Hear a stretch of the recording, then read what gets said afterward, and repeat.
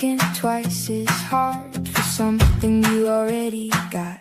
Another orange morning, it's time to show. Another orange morning, it's time to grow. Another orange morning, let the updates flow. Another orange morning, you already know. Friends are coming through the door. Wheels are spinning on the floor. We don't know what we don't know. That's the only way to grow. Another orange morning, it's time to show. Another orange morning, it's time to grow. Another orange morning, let the updates flow. Another orange morning, you already know. What you're looking for is in your hand, been there all along. Pour another cup and pull a chair. Sing along. Another orange morning, it's time to show. Another orange morning, it's time to grow. Another orange morning, let the updates flow. Another orange morning, you already know.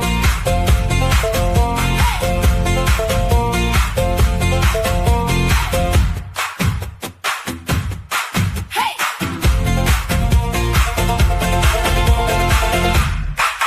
Hey! Good morning, HubSpot Nation. Welcome to another orange morning. Happy Thursday, May 14th, 2026. Casey, we've got more and more people joining the show. I hope we can handle it. This is definitely the most friends we've had on so far. It did escalate kind of quickly, considering last week it was just the two of us all week. Indeed. We just needed the first week of runway, and now the floodgates have opened. Appreciate Trisha, Rylee, Becca, Davis. Excited for you to be here and get into some Breeze agent love and adoration later in the show. But we're going to start with some product updates here first. What we got today, Casey? So we got 3 updates. I think the first one is the one I'm most interested to talk about. Let's do it. Chris, you and I both agreed there was one big update, but we actually didn't discuss which one we thought. So I hope this is what you also thought. We'll go with that. Customer agent suggested questions update. What is it? We now show suggested questions at the right moment when a visitor has demonstrated clear intent to start a conversation. The experience is cleaner and the prompts are more useful in context. We've got some nice screenshots here. Old way versus the new. Oh, wait, this is the new. And then apparently it's obvious why it matters because it just goes right into does it work? Which I can go for that. Today, when a visitor opens the live chat widget for the first time, Customer Agent displays a suggested question directly inside the chat. The suggestion appears below the agent greeting, giving the visitor an easy way to get started. Suggested questions are no longer shown on hover or as an overlay on the page before the chat is opened. So it used to just show it, and now it's the chat. Okay. I think I vaguely am understanding. It makes sense. Trisha's shaking her head no that she does. It makes sense and gives us a great opportunity to bring our Breeze agent friends in to before we deep dive later. We're going to be talking about Breeze agents in Breeze Studio. We've got specific agents like Customer Agent that has like special standing in the portal, and it's interesting to watch various agent updates or HubSpot updates between Breeze Assistant and then agents and then over to Breeze Assistant. And just, can you like just describe the architecture just a smidge for us?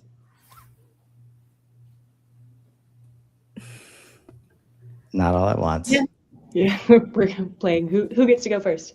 Okay, so the separation here, fair to say, like, hey, we've got Breeze Assistant, we've got the like what we would refer to as HubSpot agents, so your foundational agents like customer agent, prospecting agent, etc.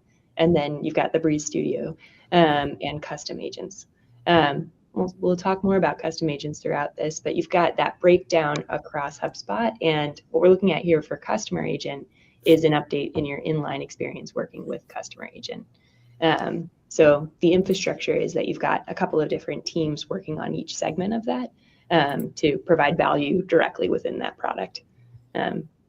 Chris, does that get what you're looking for, or what follow-up questions do you have? Yep. Just setting the stage.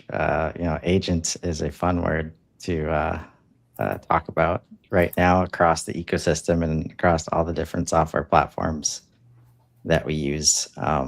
So I like to be a stickler for helping people understand these words that can mean so many things, depending on the context, especially inside of HubSpot itself. Yeah.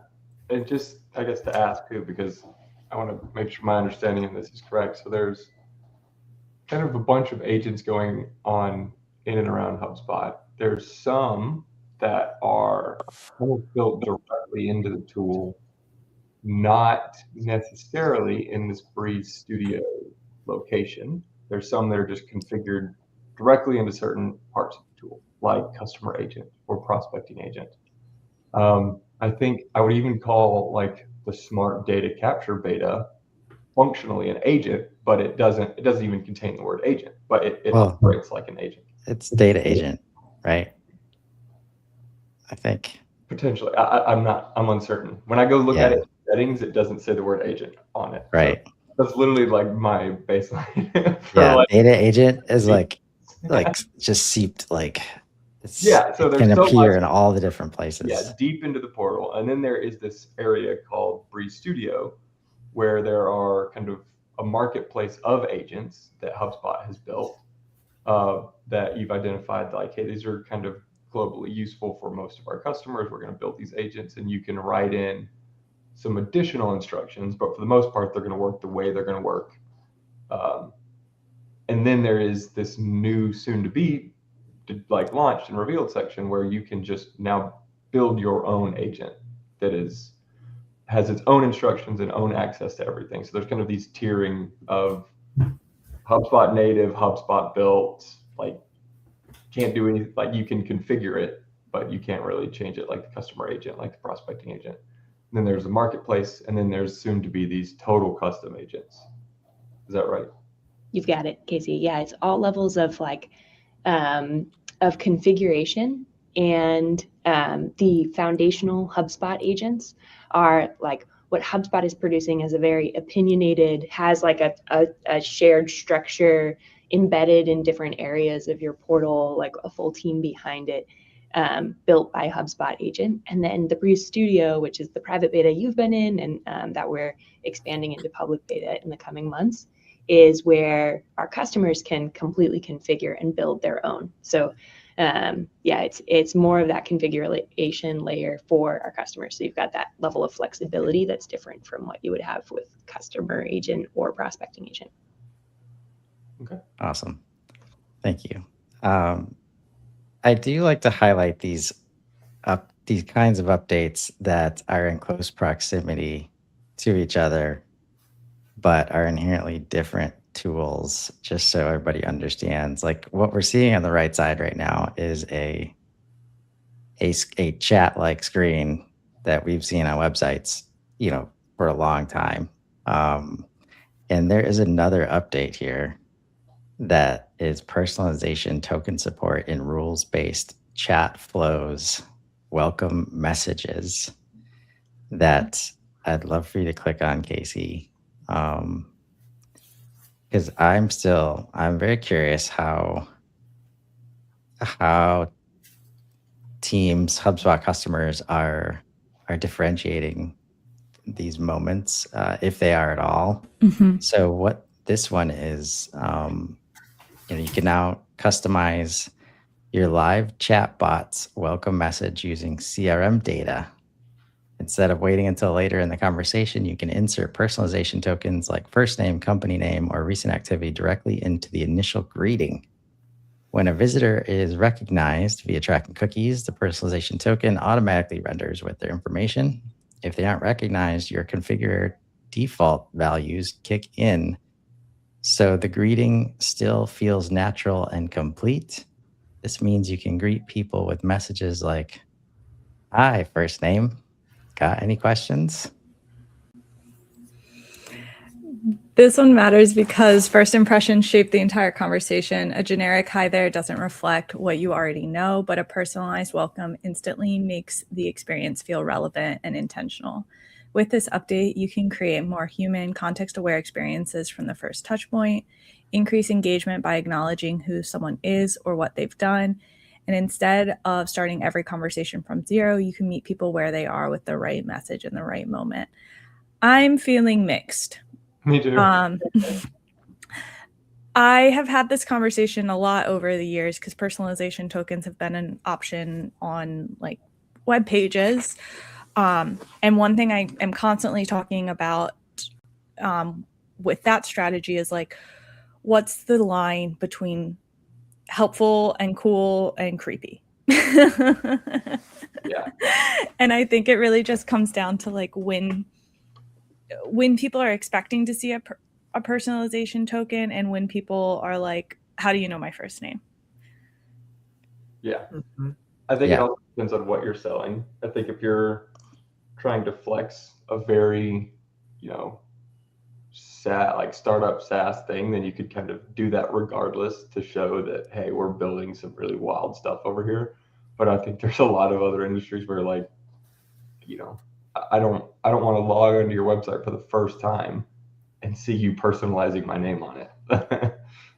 Yeah, that's right. Like it's barrier of you have to have had a form fill completion or a phone call or some kind of interaction that is almost like this consent barrier of now we can personalize to you because at least you feel like you've done something to give us your info. Yeah, and it's interesting. I always like to highlight this, Becca and Davis, how there's it's very hard for these updates not to be described as like marketing and sales like oriented. But like first impression shaped the entire conversation. If it's a first impression, I probably don't know.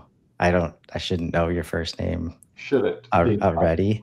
And I probably won't enjoy it if you do know my first name. And this is the first time I'm on your website ever.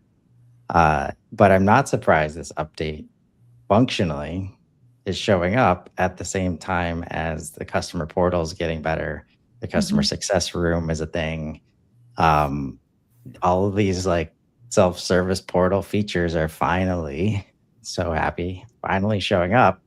And those are the places where you should definitely be using this. And if there is going to be a chat, I wanted to know everything about my history with you. We're seeing similar updates to customer agent. And I know that's might be a different group, but like any advice for like, if I see this update and I'm like, oh, finally we can use personalization tokens, but customer agents right over here, it can use personalization tokens and maybe update CRM properties as well. Any advice for how folks should like think about these two things and which one? I think that can you scroll back up a little bit, whoever's screen sharing, all the way to the top. Yes. Okay. So the way I look at this, just again, I think the whole reason we're on this podcast is because there's so many product updates coming from HubSpot, to the point that like, maybe we really need to check ourselves on the product side. But just noticing that it's in private beta, I think that kind of, to me, Chris, signals that this is something that we are putting out there because we think it can provide some immediate value. We want to gather feedback. I think what you just said makes a lot of sense to me. It's like that first impression on a website. And I think maybe Rylee, you're also alluding to this too. It can be kind of weird if you knew all this information, but on the second, third, and fourth, thank goodness I don't have to repeat myself, right? So if, the way I kind of look at it, if you're engaging with customer agent versus this, like, pick your poison, pick whatever solution you want to go through. And then over time, like if it doesn't fit with your strategy, we provided a number of tools for you to kind of like self-select how you want to actually deploy it. So if it doesn't work for you, it's okay to abandon a certain feature or product and, index on the thing that you like if it's a customer agent. Does that answer your question, Chris? It helps. I think also people should consider like there's like customer agent. And I think a lot of these AI driven tools and apps, they're gonna if you follow the steps that HubSpot has outlined, especially customer agent. Like, by the way, if you just go set up customer agent and you haven't set up any other AI settings in your portal, like by the time you get done setting up the agent, like your whole HubSpot platform will have like an AI layer now. Right. And so that's a bonus that everybody should take advantage of. But also like rules-based chat flows, right? Like if you've never done that before, it's an effort, right? Yep. And arguably AI might be better at your humans at doing that and like creating this experience you're looking for on the website. So just consider I've seen a lot of, it's kind of that thing where like companies, like a lot of us don't like the chat-based experiences on websites because were very clearly not well thought out, and we're just trying to get your email so we could actually not be in a chat experience that we're trying to be in. And so just something to consider as like, if you've never done this before, maybe take a look at customer agent first. Can I build on that, Chris, real quick? Yeah, please. It kind of alludes or it kind of will eventually lead in well to what I'm probably going to talk about in a bit. To your point, I think what's exciting about AI is that it can take all this kind of unstructured information and like make some great decisions that, to your point, when I think about chat flows 7 or 8 years ago, like if you didn't have somebody who had the time to very intentionally think about every single potential sequence and every single logic branch, like it could get really bad really quickly. I've also had some lovely moments. I remember when I was traveling abroad, there was for work, I had something go wrong. I was clearly talking to a chatbot. It was super deterministic because it was like one issue and it resolved it.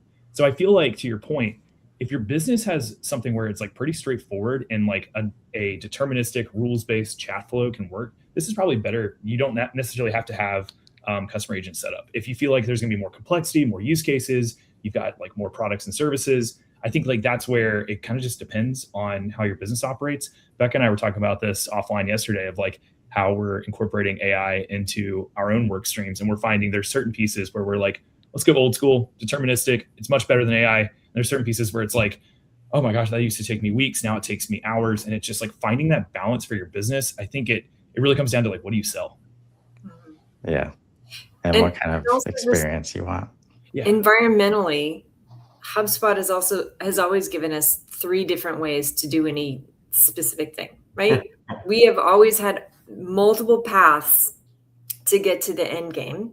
Right. And I just see this as more of the same, where you must take into context exactly what this business's situation is. And right. That's another reason that I've been leaning harder and harder into Breeze Assistant. Yeah. Because it's just a great way to be like, okay, I have 3 different ways to do this for what I'm trying to do and what you know about my portal. What do you think? Yeah, that just gave me a kind of crazy idea too. Something for the team to maybe think about, like the word deterministic, as people reach into AI right now, challenging most businesses about like trying to automate 100% when you're using a non-deterministic, system to get things done, not working out for most people. But is there a day where like the beginning of the chat AI is helping determine if it should be a non-deterministic route towards customer agent or a deterministic route towards chat flows. I know there's kind of some rules that can be put in place like that, but that's the kind of thing I think we could get to if like shorter than everybody expects, but there's a lot of, you have to think about this as a business, like before you set things up. And Totally. so with that, let's dive into will it workflow so that we can get into our topic of conversation today. So what this is we've got the HubSpot native object list, 20 to 30 things. On the left, we've got apps. In the middle, including most of the HubSpot apps that you would find on the HubSpot product updates, and some external apps, and then a use case on the right. And then we spin the wheel and try to answer the questions: will it workflow? Should it workflow? And how would we workflow it? Let's spin it. I feel like Dale are about to. What does connected email mean? Depends who you ask. That's I guess what I Yep.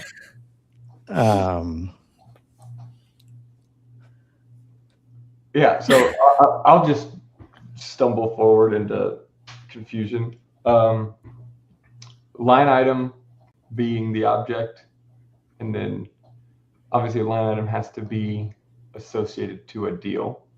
A deal likely should. Does it? That's not correct, Rylee, anymore. No. Oh, okay. Well, Bunch of different objects. A line item has to be associated to a parent object, period, Yes. Yeah. of some capacity. And I would assume all of those parent objects should have to have an owner. If you're not, then I don't know what everybody thinks the word owner is for. But if you need to own an invoice, own a subscription, own a deal, whatever, like someone has to be the person of like, the buck stops here. If there's a question about this document, it goes to me. So that person likely has a connected email to HubSpot. So when line item is changed, find connected email of all parent documents and send for review. Is that it? I think you hit it out of the park. Trisha's like, let's move on. So there's two places I like to go when we're not sure, and that's one, into the workflows interface. But I think in this case, I want to hit product updates real quick, just so we can show where connected email is coming from. If you click on app, like connected email is here, right? And so if we see these updates, we can see like the one-to-one email updates that have hit recently. This is a section in the user settings where it is like connected email, and it's a green dot for yes, my email is connected, or a red dot for no, it's not. I have kind of a crazy idea looking at some of these updates, and I don't know the why I would do this quite yet, so please hold. We're working on the why. But there's the email workflow. There's a new email workflow, where we could, in theory, are we in it? Yeah, thank goodness. We could trigger a workflow based on,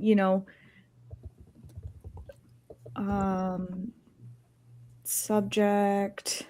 I would do direction too. So direction maybe being inbound. Order. I like where this is going, Casey. Yeah. I didn't know direction was an option. Thank you, Rylee. No, I didn't. Save. Then add line item to deal. This one's going to be tricky, but yeah, okay. So the email will have to be associated to the deal. That's going to be a little tricky.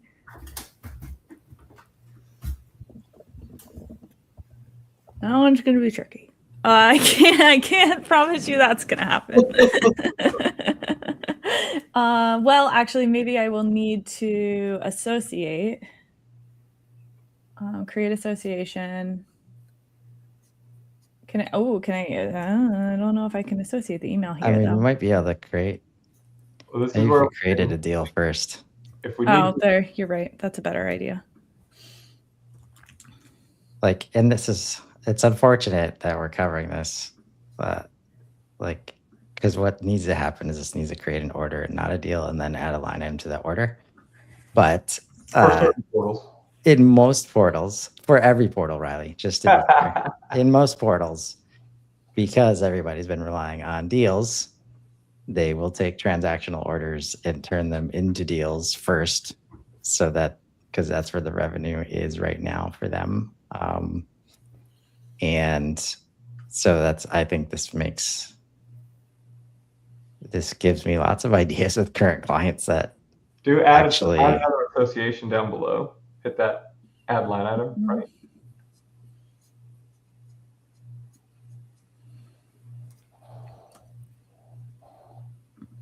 Well, no. Well, I guess now I would just add the line item here. This isn't exactly what I wanted to do, but sure. To me, maybe you added an action above this that is like an AI branching to determine what's the best line item.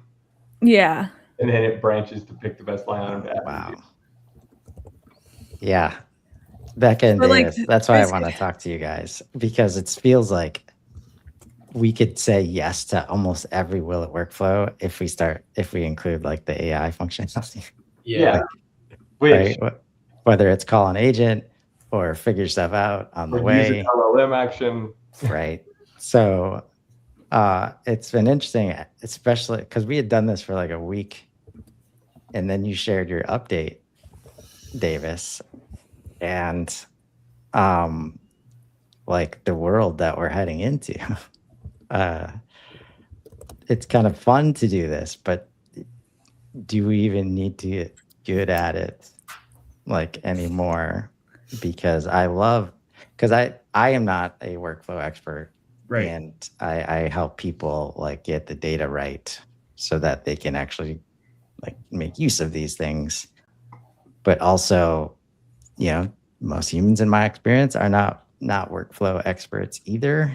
And when you have updates that make a lot of sense, but everybody gets upset because they can't just easily click on an object now to start every single workflow, it makes sense to me where you guys are going with the tool to just start putting ideas on a page and then get help from AI.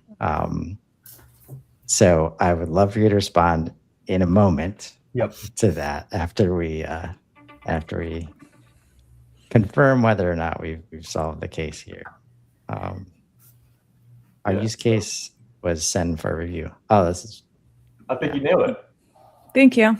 That's all. Man, and how far HubSpot has come where the workflow involving a line item and a personal connected email is the one that Casey nailed the fastest out of any of our Will It workflow shows so far. You helped Chris by making me open product updates. I was kind of lost. But isn't it wild? I mean, that's all you need now is basically a connected inbox.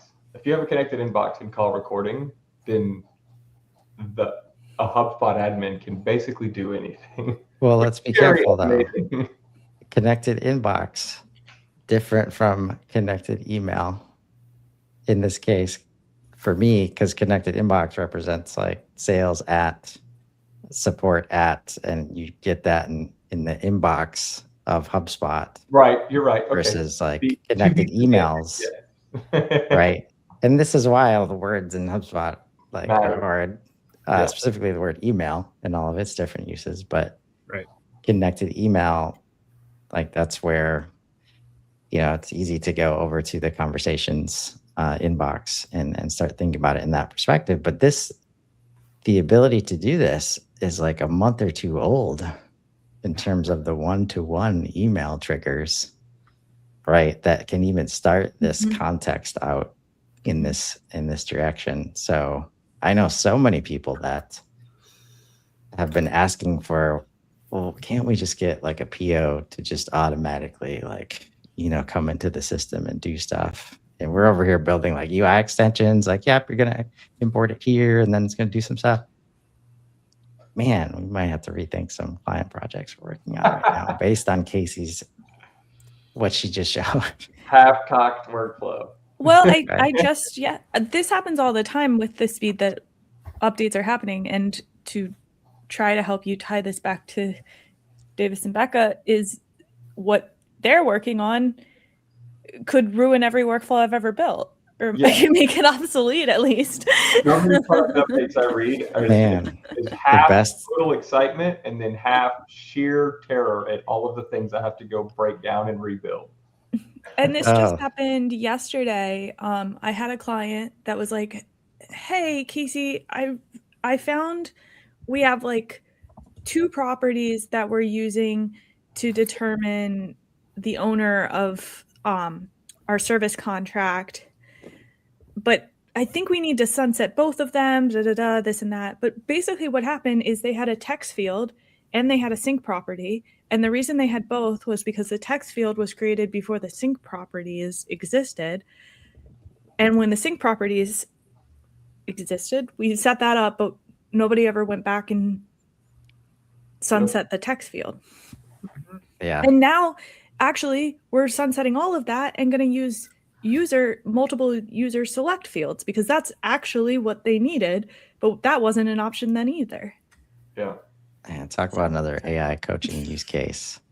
Hey, Breeze, I want to leverage this new functionality in HubSpot. Tell me how I need to clean up my debt. Yeah, tell me what I need to decommission in all of my workflows and property structure to now leverage this new thing. But before, we got 15 minutes left. Davis, I'd love for you to dig in. I think all of this is related because even that, if you guys like the way you're thinking about this surface that you're about to show, AI might be able to do that. Like they're like, oh, here's all the ideas you have. Here's how your portal works now. Here's how it probably needs to work. Here's the path like to get it there. I know maybe we're farther away than I think we are, but getting all this context together in these single surfaces, I'm so excited what you guys are doing. That's what we're trying to get to. And to your point, Chris, I think there are going to be aspects of what you all just discussed that we are a little further away, and there's aspects where we're closer than we think, and then there's aspects that I think is going to just be net new ideation, and I'm really excited. So where would you like me to begin, Chris? I think the screen share is probably the most exciting part, just to set the context. All right. Yeah. Trigger warning for anyone who gets upset when workflow UI changes. Yeah, the world of automation and autonomous and like super fun to talk about right now, in my opinion. But yeah, I think you all can. The world is changing. Yes, it is.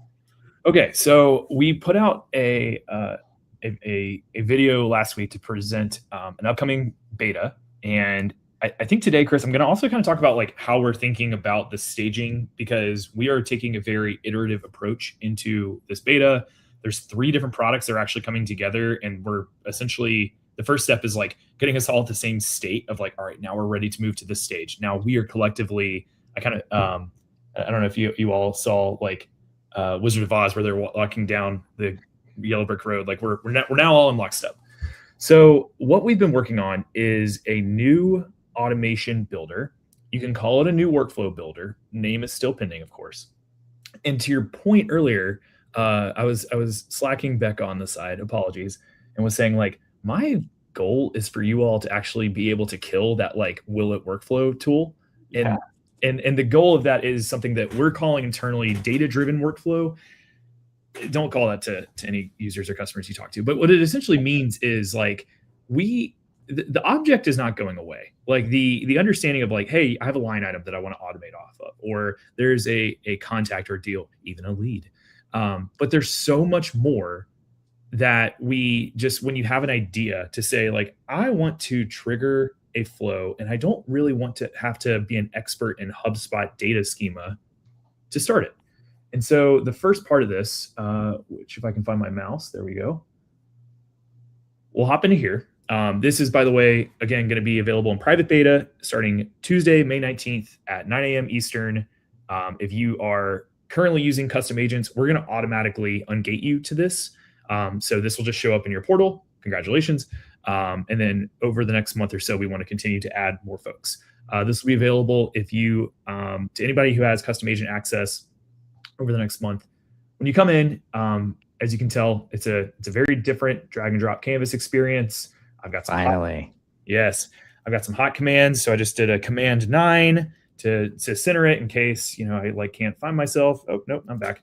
All the good stuff that you're used to if you're playing around with other apps like Canva, if you're used to like Lucidchart, all that good stuff. I think what's really exciting is personally what you all mentioned earlier. Like, what can I trigger with? Just, we're not going to make this too complex. Choose your trigger. We have all of the HubSpot CRM properties that we're used to. We kind of have this organized into popular. This is literally looking at like what are the most popular apps, trigger points today for customers. We are continuing to add more and more HubSpot triggers here. And then I think what's exciting, this is kind of a glimpse into where we're going to the future. We're going to continue to support app events. If you don't know what an app event is, it's essentially a way for a dedicated third party. I would say something with a logo, something where it's like, oh, I have this data for sure coming from this system. Let me run this. But it's very CRM focused, which again, that's a wonderful thing in the past. And it's going to continue to be a wonderful thing in the future. But our goal is to make sure that you can trigger this with anything. And so we started with the two most popular that we were hearing from partners like yourselves and customers saying like, I just want to trigger off of something that happened in my spreadsheet.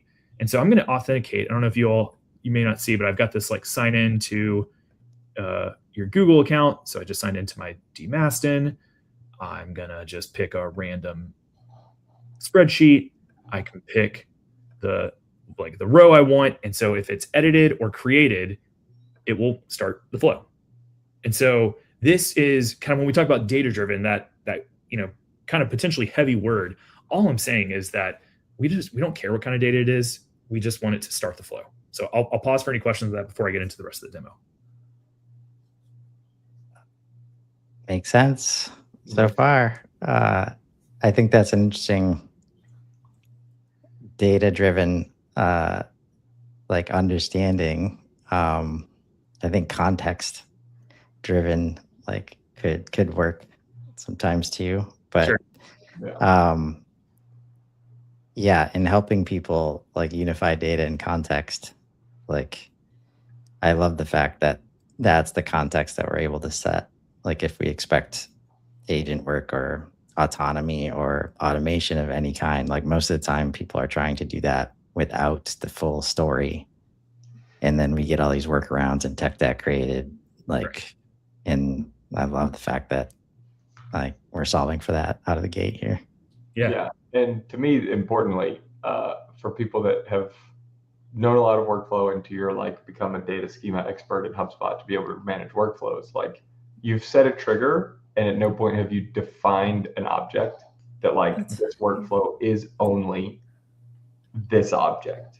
So to me, that kind of blows open so many different doors of how to think about workflows and what information can be passed to where and how. And every single time you're ever building workflow, the first restricting parameter was no matter what you do, you have to pick a singular object that this workflow is representing. Right. Yeah, that was what I immediately noticed too. And since we've been doing well at workflow, that's come up kind of more for me, where it's often that I will start one of those in one object and then back out of it and be like, oh, actually I need normally I would have probably started the example today with a deal or line item based workflow, and then I would have had to back out and actually realize the email was better for what I would have wanted. So I agree, that's very cool. I'm also a little scared because I often say my brain thinks in workflows, like that's my entire brain. Right. So knowing that I now don't have to pick an object at the front of that. You know what's funny though is at the same time, like I think that in the same way that we see with a lot of like big technological changes, like we're going to kind of come back to I still think that there is a value in understanding data schema, Casey, to say like, oh, actually, like what you're trying to do here. I think I saw you and it might have been Oaks talking about this, where it's like a lot of small businesses operate out of spreadsheets and they operate Notion more and more, and Slack if you want to see like where we're potentially going. But like ultimately, like is that the most efficient way to actually trigger your flow? Maybe not. Maybe I mean, kind of coming back to where we're going as a company. And Trisha, I thought you said this really well earlier. You have like the pure determinism. I don't see a world where, you know, form submitted, email Rylee to go reach out to lead. Like that's purely deterministic. That's not going away. All we're trying to do here is just open up to say like, we don't really care where it's originating from. We just don't want to be the blocker. We, HubSpot, don't want to block you, you know? I think something else that's interesting that you mentioned, and I wanted to show this off from a user experience perspective, Casey, is like, oh, well, you mentioned earlier, like I realized like I had the wrong object. Now I got to go back and like change all these things. You can independently set like what you think the right flow of actions and steps are, and it can be detethered. I hope that's a word, from the trigger. And you can actually like plan out what you want to do. And so let's say I actually am like realizing, you know what, like here's what I think is the right path. I'm going to take a couple actions here, yada, yada. Once I actually turn on this workflow, publish it, and I get it to start operating, I've got all my ideation and all of my like potential other paths over here. This, or I don't know if you can see my mouse moving. This is not going to prevent you from publishing this. And so it's like, this is actually like a place where you can work as teammates. Wow. We don't have sticky notes day one. Understandably, we're deprioritizing that to make sure we can kind of get more exciting actions, but there will be sticky notes at some point this year if I have my way. Hell yeah. Please, This has been so, Yes. oh man, one of the most frustrating things. And I think like that's hard for coaches and consultants to understand how to deliver an understanding of HubSpot to customers. Is that, are we like, do we need to just go into HubSpot and show record views, but we want to talk about data structure and like the process. So we've got to talk about, we've got to come out to Canva or Miro or somewhere else. But now since we're out here, it's no longer in the context of HubSpot. So people don't always connect the dots, and it's like, where are we right now? Between this and Marketing Studio, I know that I'm going to be able to start doing that like inside of HubSpot natively, and I'm so damn excited about it. Good. So it's so often that I make a workflow branch that says record ID is known or record ID is unknown, just so I can do what you just did and have like a detached version. And I'm constantly like, just last week, one of my clients was like, what's this? And I was like, well, we're not ready to launch that part of the workflow yet, but Yeah, exactly. And like, you know, we still have branch and actually kind of coming back to this, I know that we call it inline. I'm going to everybody here hold me accountable over the next year. Like I'm going to try to not like give the HubSpot internal buzzwords, but we're trying to do inline actions. So it's like, we hear you, Casey. Branching is super important. And sometimes it's important because it's actually important for all the different pathways. And sometimes it's just because like that's how our brains work. So that action and delay we've kept like right here. You just add a little plus button. It ain't going anywhere. The other thing I wanted to flag, I know we're coming up on time, Chris, but perhaps like the most important part of this is if we think about what an agent can do, it can take a lot of different types of data, as we've discussed, and kind of run it through a process. So this whole data, like, why are we here? This is not just to make automation easier, it's to make agentic automation easier. And one of the things you can do is if you have a custom agent, you can run it inside your flow. What's exciting too is, and I think Becca, you have a great, I'm gonna say you can articulate this better than I can, but I think that, so feel free to come off mute and interrupt me. But if you realize while you're building this flow, I haven't actually set up the agent the way I want, or maybe I want to have like a different version of one that I already have in HubSpot. All good. We're going to allow you to actually come in and do some modifications to create an agentic step that is taking a lot of the surround sound that makes our agents work in terms of knowledge, action, changing the models, to actually continue on as a step in your flow. Yeah, you've got it, Davis. So it's that ability to have the power of your deterministic workflow steps, and then the power of your agent being able to take that unstructured or structured data and return it to the next flow. I would say, like, the way I've been thinking about this team is like you have you might have like I'm going to use a bad analogy, but you have a road that you're going and you're headed to point X. With workflows, that was always like, okay, I'm going to drive on Cambridge Street to get there. To have this new experience is an opportunity to be like, I know I need to go to point X, and part of it is going to be a paved road, Cambridge Street. And then the agent is the part that can go off road, right? It can be like, hey, there's a faster way to get there. I can take that unstructured data and I can make sure we still get to your end goal and reach that business need. So the power of being able to bring agentic steps and agents directly in line with your flows is that you as an admin have that governance layer, that control over, hey, I know this is the deterministic steps I need to have returned for my business. And then this is where I need the power of an LLM to help me really get there more efficiently. So yeah, that's the review. We're pumped for you all to keep building in it and driving in it. Yeah, it's gonna be great. Yeah. And then the last thing I want to add too, in terms of things that are ready day one of the things that we're also doing, we're working with some machine learning to make sure that when you actually like come into Breeze Assistant, and if you want help setting up your automation, having these models help determine, Chris, I think it might've been you earlier who said this, should this be an agent or should this be a workflow, or should this be a workflow with an agent? And actually be able to like look at this and say, hey, yes, this, if you're just trying to do this, let's actually just set up a deterministic flow. I'm going to call it old school. You're actually looking to make an agent because of the different prompts you've given me. Let's help you set it up.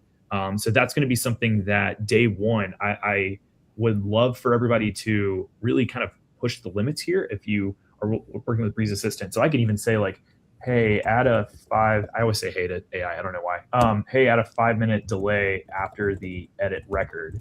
And it'll actually like be able to confirm if this is what you want to do. You can zoom out as well and like start talking with it about the strategy, all that kind of stuff. So are you telling me I don't have to take a screenshot and then give it to Breeze and it'll just know what's on the page? You can, but you don't have to. Okay. Because that's what I was going to do. Like before you like go create an agent, like just imagine a world where you just throw ideas. This is what I want to do. And these are the things I think I need to use. And this is where data might be, this is where context might be. And then open up Breeze Assistant and like, please help. Like which steps should be automated, which steps should not be. Where do we get humans involved? Where are agents involved? What kind of agents do we need? What roles are people playing? Like all of these things have gotten in the way of successful execution with the workflow itself. Like, right, it might not be the workflow or the idea was bad, but when you put people in the wrong seats on the bus or AI in the wrong seat now, like it's not going to work out. And then people just scrap the thoughts and ideas. And it's like, all right, I guess we need to be manual still. And it's like, oh man, you're so close. I know. Mm-hmm.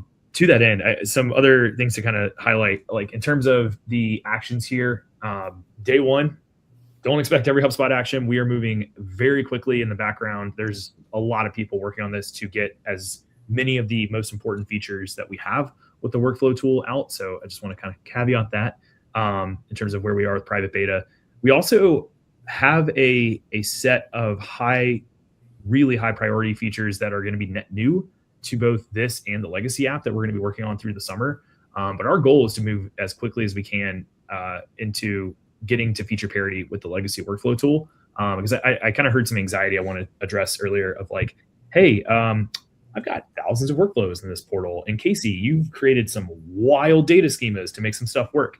Part of why we did this and why, Chris, it took a minute to get this drag and drop canvas that you're loving, is that we wanted to make sure that the entire data schema of the I'm going to now call it legacy HubSpot automation platform, could work inside of this. So we can actually migrate all those workflows for you into this new tool.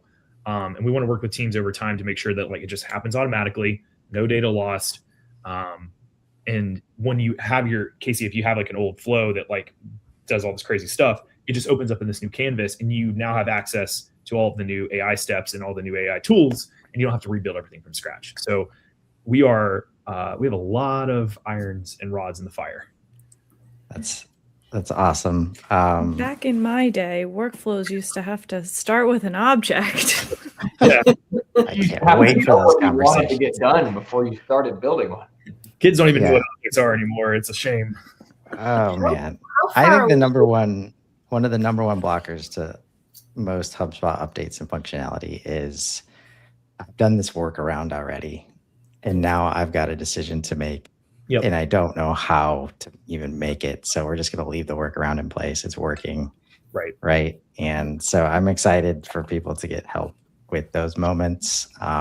Excited for what you guys are doing, and we definitely appreciate you guys coming on today to give us a peek. Rylee, next week, man, I think we unbox this thing with all the custom agents that we've been doing. So Yeah, I just a agree. thought. How far away are we from a future where there's a product release like this and we can go to Breeze and say, hey, I'm really interested in this new thing. What's the biggest opportunity in my portal to use this on some legacy stuff that's set up? And what does that do for me? What do I get by reworking the legacy stuff? That is a great question. That is great. To me, yeah.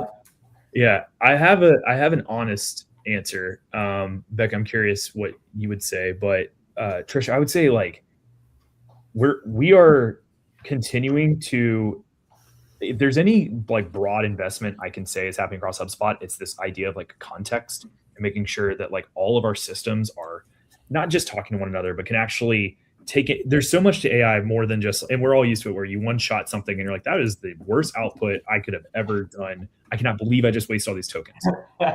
So in order to do that, like there's all this kind of harnessing that we're building in the background. So Trisha, I think that like connecting a product update to your portal context, I don't know that we're like right around the corner there, but I think that you will see, so just objectively, no, I don't think we are at that point anytime soon.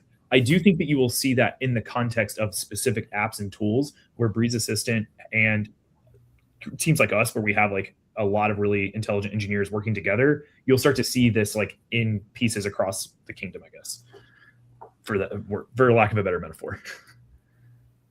I like it, and I'd say if it's a marketing and sales use case, I bet Breeze does a lot better at that right now. We also saw yesterday the marketing planning agent, marketing research agent from that team is kind of doing similar things, except not related to product updates. So it's clear that everybody's working on this this unified context utopia, and businesses need it. Like if you want to get the most out of AI, like any context gaps can be just devastating, no matter how much the rest of it is good.